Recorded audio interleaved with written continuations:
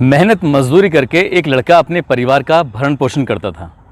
लेकिन एक दिन टहलते टहलते वो एक ऐसे इलाके में पहुंच जाता है जहां पर लड़कियां बहुत अच्छा मेकअप करने के बाद, कम कपड़े पहनने के बाद ग्राहकों को अपनी ओर आकर्षित करती हैं। और तभी वो लड़का उन सीढ़ियों को चढ़कर सीधा पहुंच जाता है कोठे पर, और वहां जाकर देखता है तो एक से बढ़कर एक लड़की है जिन्होंने अपने तन पर उम्मीद से भी कम कपड़े पहने हुए थे। उन लड़कियों को देखने के बाद वो लड़का न केवल आकर्षित होता है बल्कि उनमें सिर्फ सिलेक्शन करने की कोशिश कर रहा था कि मैं किसके साथ जाऊं। तभी एक और लड़की की वहां पर अचानक से एंट्री होती है। उस लड़की को जब वो देखता है तो उसकी आंखें खुली की खुली रह जाती हैं। साथ ही वो लड़की उस लड़के को देखती है तो उसकी भी आंखें खुली की खुली रह जाती हैं। दरअसल वो दोनों एक दूसरे के रिश्ते में भाई बहन लगते थे, और वो लड़का अपनी ही बहन को उस कोठे पर देखकर बहुत ज़्यादा आश्चर्यचकित था, परेशान था ये सोचकर कि ये यहाँ कैसे आई, यहाँ क्या कर रही है। उसके मन में बहुत सारे सवाल थे, और इन सवालों का जवाब जानने के लिए उसने किसी और लड़की के साथ जाने की बजाय अपनी ही बहन के साथ जाना स्वीकार किया और कहा कि मुझे इस लड़की के साथ जाना है। वो लड़की जब उस लड़के को अपने कमरे में लेके जाती है तब वो अपनी आपबीती जो बताती है, तो उसे सुनने के बाद वो लड़का बैठकर वहाँ रोने लगता है। उसके बाद जो उस लड़के ने किया था वो वाकई अपने आप में बहुत ही शानदार होता है, जिसकी प्रशंसा कई अखबारों में बहुत अच्छे से की गई थी। आदाब, नमस्कार, सत श्री अकाल। मैं उस्मान सैफ़ी। आज की जो सच्ची घटना ये शुरू होती है, दरअसल एक लड़का है जो कि पश्चिमी बंगाल के 24 परगना क्षेत्र का रहने वाला। वो लड़का उत्तर प्रदेश के ज़िला मुजफ्फरनगर में एक सर्राफ के यहाँ पर नौकरी करता था। बात कर रहा हूँ 2 दिसंबर 2017 की। उस लड़के को उस सर्राफ के जो मालिक है उसने कहा कि तुम्हें मेरठ में जो सर्राफा है वहाँ पर जाना है। एक निश्चित दुकान पर उसको भेजा जाता है। जब 2 दिसंबर को ये लड़का चला था मुजफ्फरनगर से मेरठ के लिए, तो इसको जाना है सर्राफा बाज़ार में, लेकिन उसको कबाड़ी बाज़ार से होकर गुजरना है। कबाड़ी बाज़ार को रेड लाइट एरिया भी कहते हैं। और जैसे ही उस रेड लाइट एरिया से गुजर रहा है, उस लड़के की नज़र जो उस दुकानों के ऊपर बने हुए मकानों पर पहुंचती है, वहां से झांकती हुई लड़कियों पर पहुंचती है। तो उन लड़कियों को देखकर वो बहुत ज़्यादा आकर्षित होता है। कितनी ही लड़कियां ऐसी होती हैं जो हाथ हिलाकर इशारा कर रही थीं, अपनी तरफ बुलाने की उससे अपील कर रही थीं। वही नहीं, वो आसपास में जब देखता है तो और न जाने कितने ऐसे आदमी वहाँ से गुजर रहे थे। उन गुजरते हुए लोगों को देखकर भी वो महिलाएं, वो लड़कियां उन्हें इशारा कर रही थी ताकि वो आएँ, उस तंग गलियों से, तंग सीढ़ियों से चढ़कर वो ऊपर आएँ और उनके साथ वक्त बिताएं। उस लड़के ने जब उसकी एक लड़की से नज़र मिलती है तो उस लड़की को देखकर वो लड़का थोड़ा परेशान सा हो जाता है, और तभी वो लड़की एक पर्ची फेंक कर ऊपर से डाल देती है।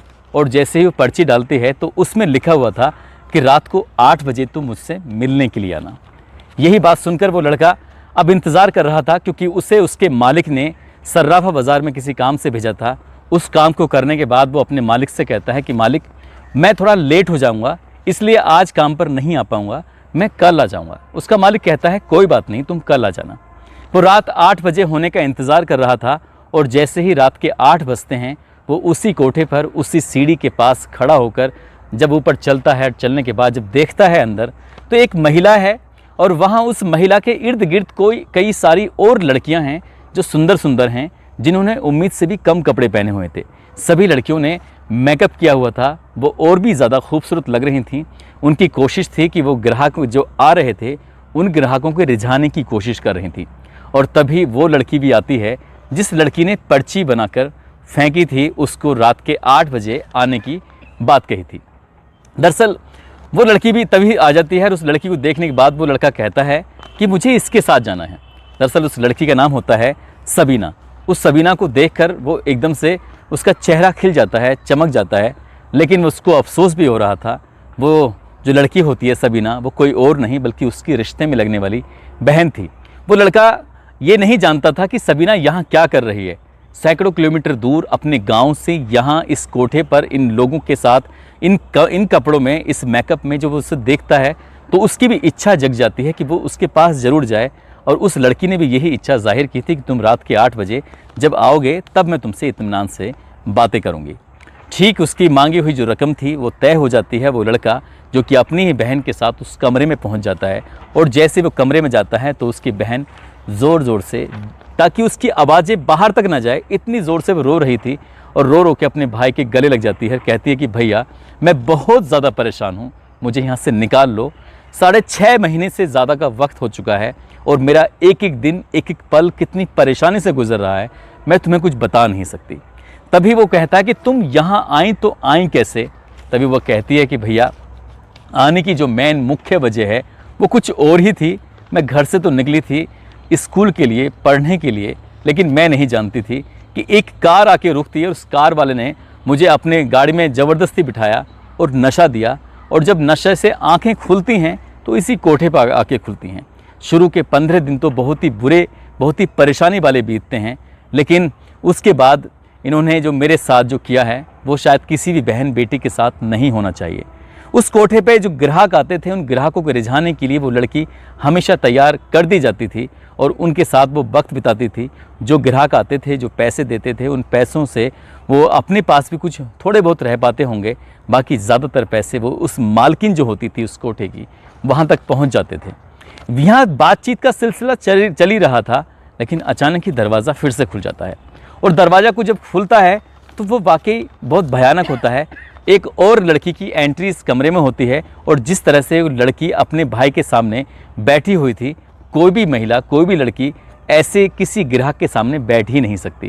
दरअसल उसने पूरे कपड़े पहने हुए थे अपने भाई को से बातचीत करते हुए, और जब कपड़े पहने हुए थे उसने अपने तन को ढका हुआ था, और जो बैठने का उसका सलीका था, कोई भी लड़की अपने परिवार के साथ ही ऐसे बैठ सकती है। उस लड़की को जो नई एक और लड़की आई थी उसे समझने में ज़रा भी देर नहीं लगी और उसने कहा कि कुछ ना कुछ ऐसी बात है जो तुम मुझसे छिपाने की कोशिश कर रहे हो। यदि तुमने ये बात मुझसे छिपाने की कोशिश की तो देख लेना, फिर ये बात मैं मालकिन तक पहुंचा दूंगी। लेकिन जब उसने बताया कि ये मेरा भाई है, मेरे गांव का है, और मैंने इससे बताया कि ये मुझे बचाने की यहाँ पर कोशिश करेगा, तभी उस लड़के ने उस लड़की को भी शांत किया। उसने कहा कि तुम्हें परेशान होने की ज़रूरत नहीं है और मैं कुछ बेहतर करने की कोशिश करूँगा, तुम्हें यहाँ से निकालने की कोशिश करूँगा, लेकिन तुम्हें मेरा साथ देना होगा। और जैसा उन दोनों महिलाओं ने कोशिश की, ठीक वैसे ही कोशिश करने के बाद वो लड़का वहाँ से कुछ देर के बाद रुकता है और रुकने के बाद यहाँ से निकल आता है। जिस दुकान पर वो दिन में गया था उसी दुकान पर फिर एक बार फिर जाने की कोशिश कर रहा था, क्योंकि जिस जगह पहुँचा था वहाँ के नौकर से उसकी जान पहचान थी। उस नौकर के पास जाता है और पूरी कहानी अपनी बयां करता है।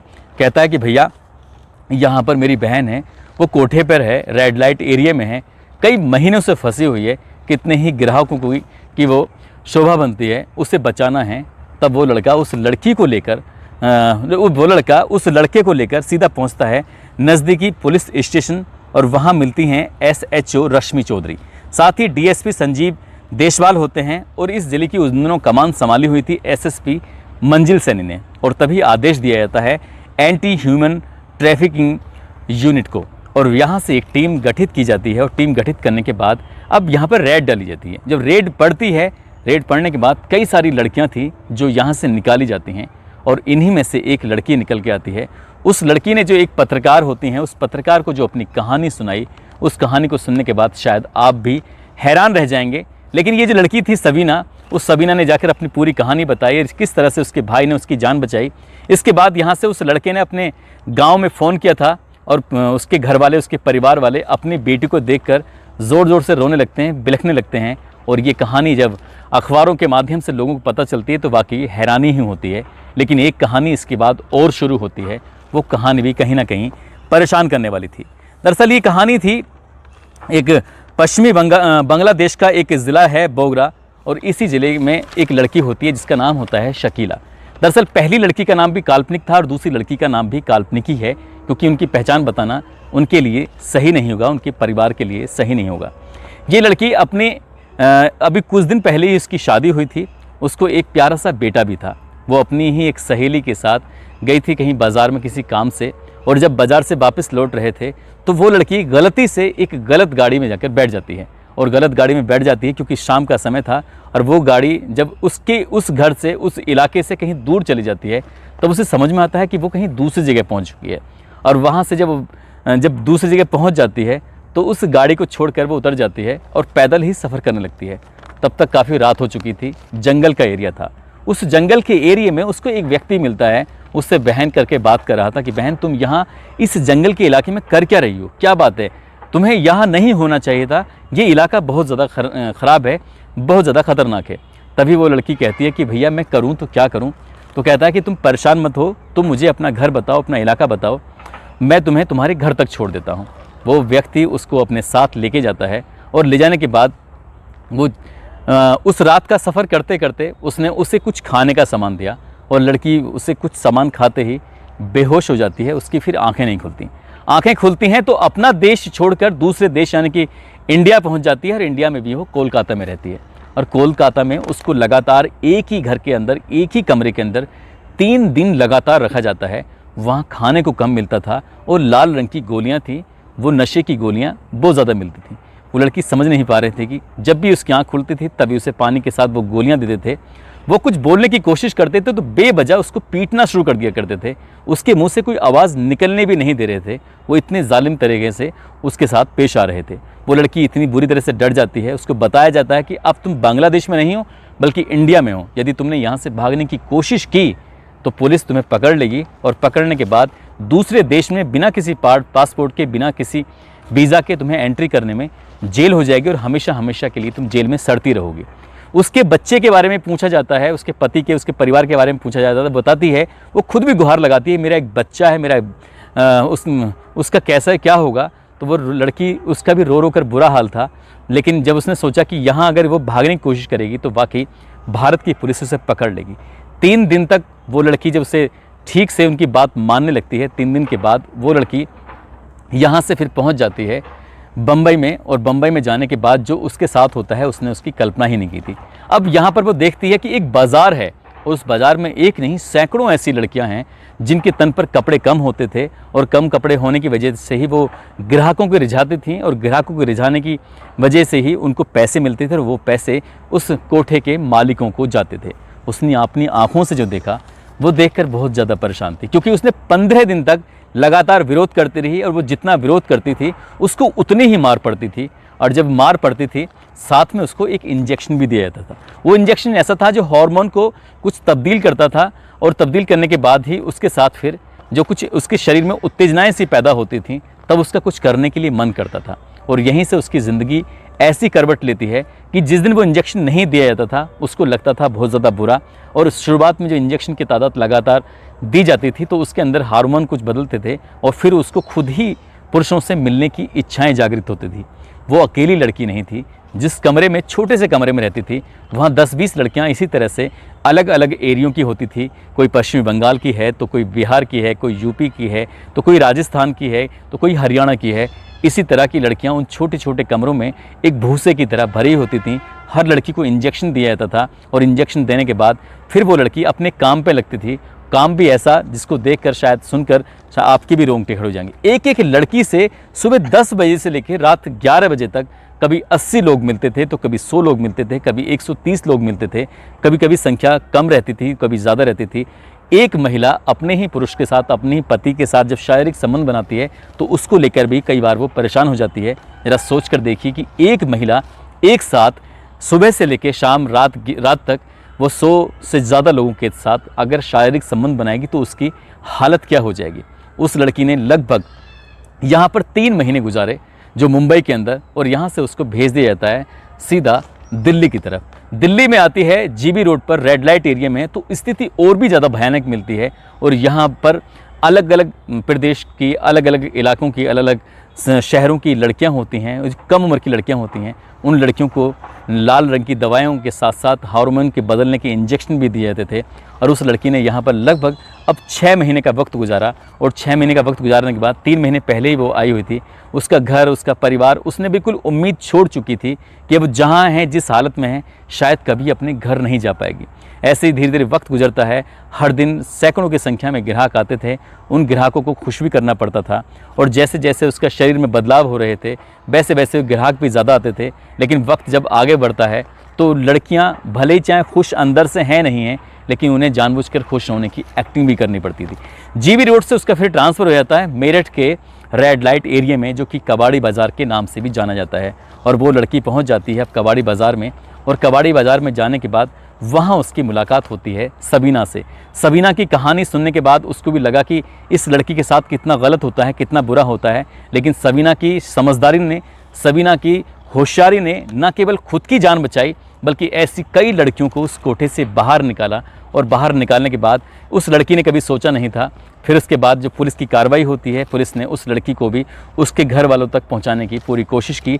जब 1.5 साल के बाद वो लड़की अपने उस बेटे से मिलती है और उस बेटे से मिलने के बाद उससे बातचीत करने की कोशिश करती है, तो उसकी आंखों में खुशी के आंसुओं के अलावा और कुछ था ही नहीं।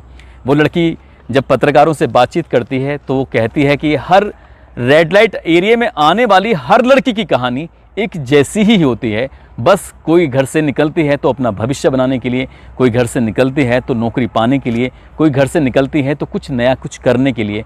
लेकिन बाहर की दुनिया जो उन्हें बहुत अच्छे लोग लगते हैं, उन्हें ऐसा लगता है कि बहुत ही सुलझे हुए, समझदार, इतने अच्छे, वो पहले इतना अपनापन दिखाने की कोशिश करेंगे जैसे क्या उस लड़की जो बांग्लादेश में उसके साथ होता है, उसे सामने जो लड़का मिलता है वो ये दिखाने की कोशिश कर रहा है कि ज़माना बहुत ख़राब है और तुम इस तरह से रात में अंधेरे में ऐसे कैसे घूम रही हो, इसलिए तुम्हें मेरे साथ होना चाहिए, मैं तुम्हारे घर तक पहुंचा दूंगा।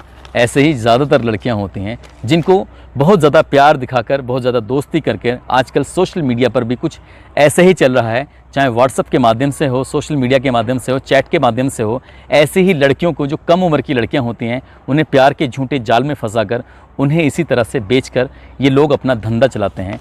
ये बताया जाता है कि सर्वे के अनुसार कि भारत के अंदर लगभग 28 लाख लड़कियां ऐसी हैं जो वेश्यावृत्ति के अलग अलग धंधों में पड़ी हुई हैं। वो अपनी मर्जी से नहीं आई थी, लेकिन उनको ज़बरदस्ती इसमें डालकर फिर उनको उनकी गैर मर्जी को ही मर्जी में तब्दील कर दिया गया है।